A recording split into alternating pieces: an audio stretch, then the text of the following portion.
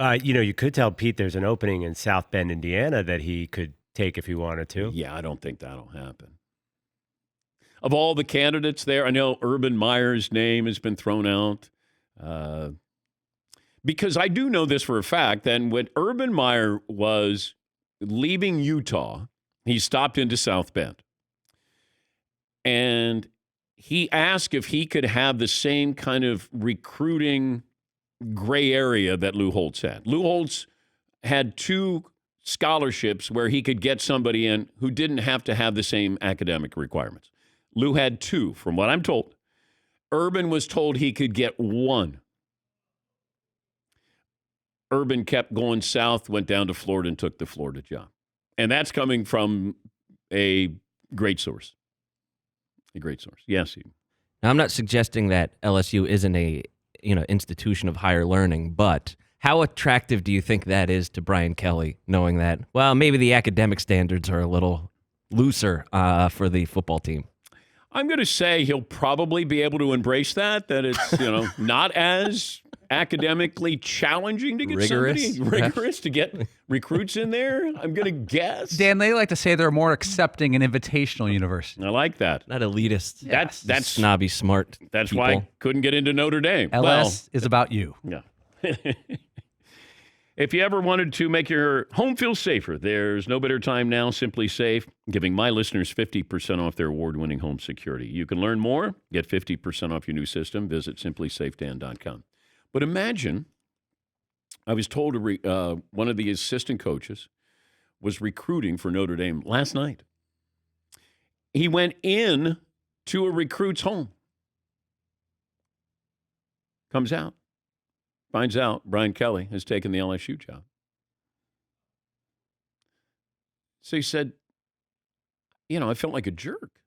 I'm telling this kid's family and this kid, hey, come to Notre Dame. Our coach isn't going anywhere. We got stability. His last name's Kelly. He ain't going anywhere. Here's Brian Kelly 8 days ago talking about the possibility of leaving Notre Dame. Other than retiring from your current profession, could you see yourself leaving Notre Dame of your own volition? No. I mean, look, I think Mike Tomlin had the best line, right? Unless that fairy godmother comes by with that, $250 million check, my wife would want to take a look at it first. I'd have to run it by her. Nervous laughter. He did give you a price tag. Now, they didn't come close to that, but 10 years, over $100 million. I love what Lincoln Riley got. Yikes.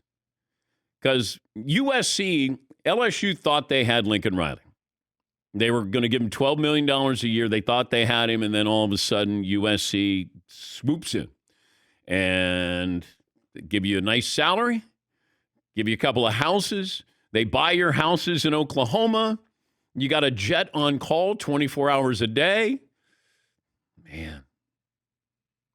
That's a real world that people live in. Yeah, I know. Here, we're gonna give you $110 million. We're also gonna pay $1 million more to buy both of your houses, and we're gonna buy you a $6 million house. And you and your family can use one of our jets whenever you want. That's a real world that people live in. Oh, amateur status. You gotta love it. The amateur sports world. Yeah, Paul. You know who's enjoying all of this? There's a guy out there right now just sitting there watching it all play out, waiting till it all settles in about 3 or 4 days, and that's Nick Saban's agent. Because Nick Saban is going to get a pay raise off this. Because if he's not the number one highest paid at the end of this week, he will be in 2 weeks. Nick Saban is the best bargain in sports. Yep. He is.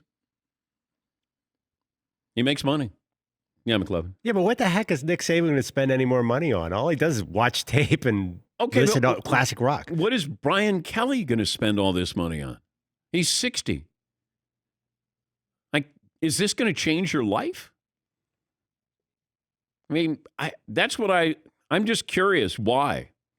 Notre Dame, you're standalone. Unless he just thought, hey, we can't get, I'm not going to be able to beat these other schools. LSU, I got a chance to beat these other schools. I don't know how important that is to him. But, it just looks like, hey, the money, I couldn't pass up the money. And the coaching staff at Notre Dame, from what I'm told, was shocked. The word that was used last night, shocked. They had a meeting this morning. Former coach made all of his players get up and go to a 7 a.m. meeting. It didn't last 15 minutes. The coaches didn't even know. The players got a text. Welcome to big business known as college football.